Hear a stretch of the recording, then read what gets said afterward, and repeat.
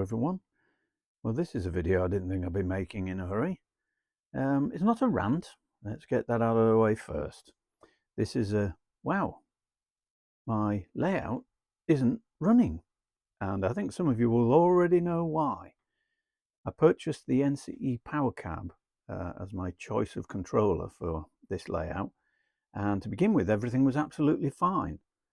But suddenly, well, to be honest, not suddenly now looking back, but 2 weeks ago, suddenly it stopped working. But looking back historically, I can see a pattern of failure developing over time that has resulted in, well, basically most of it freezing up.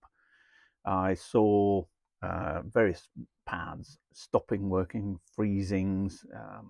I did sort of restart it and everything was okay for a while, but then it started to do it again. And finally, 2 weeks ago, it just froze completely and nothing would work on it, hardly at all. So I got in touch with the company I purchased it from, and TMC said send it back to them, which I did. And they agreed, yes, it seems to be a non-functioning device. Unfortunately, NCE policy, something I didn't know and was unaware of, is that any failures in their devices results in us having to send it back to America. Can you believe that? Send it back to America for assessment. Now, I understand why. To be fair, they want to assess that I haven't poured concrete into it or washing up liquid or hit it with a hammer or anything like that. That's understandable. And of course, they want to make sure that this isn't something that's going to rear its ugly head in other models, other versions of what they produce. But sending it back to America is going to result in at least 2 weeks to get there, what with customs and everything. Them then having to take time to assess. They may even in the end say, well, it's your fault, and that leaves me with nothing. They may not. They may replace. They may repair. Either way, it could be months before I get my controller back. So I'm not happy about that, to be honest. Now let's straight away say here it's nobody's fault. Nobody's to blame as such. It's TMC, hands tied. NCE, it is policy. They did send me in an email, a rather harsh email, their policy.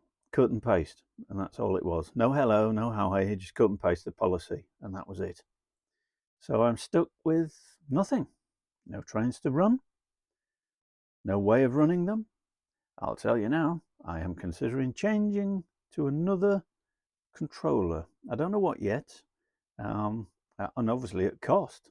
How on earth can I afford that? Well, we'll see.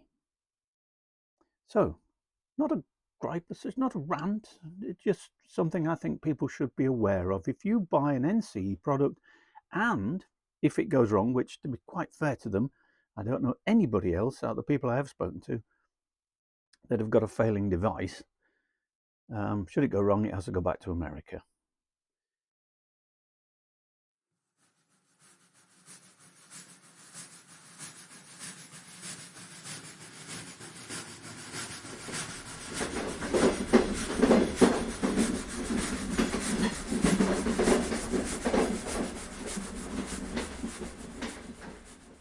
Anyway, it'll be what it'll be. So what does that mean for the layout at the moment, at present? Well, it means that I will get on with the scenery. I can spend a bit more time and focus on it a bit more. I'm not totally convinced that the engine shed I'm working on here is what I want. The roof was not ideal, the one that came with the kit, so I'm doing my own roof and I'm not convinced that's working. But once painted up, probably will look okay. I don't know, we'll see. There's a barge that I'm working on. That was a 3D printed barge. I'm painting it up. That will need working on. And the back scenery, again, not totally happy with it. Working on it, but I'm not totally happy with it. I think it needs more work. But as there's supposed to be trees in front, which incidentally I think in this case are too small. I think they should be bigger. So I'm going to make some bigger trees and put them in just to see. And then maybe the backdrop isn't so visible and therefore not so important.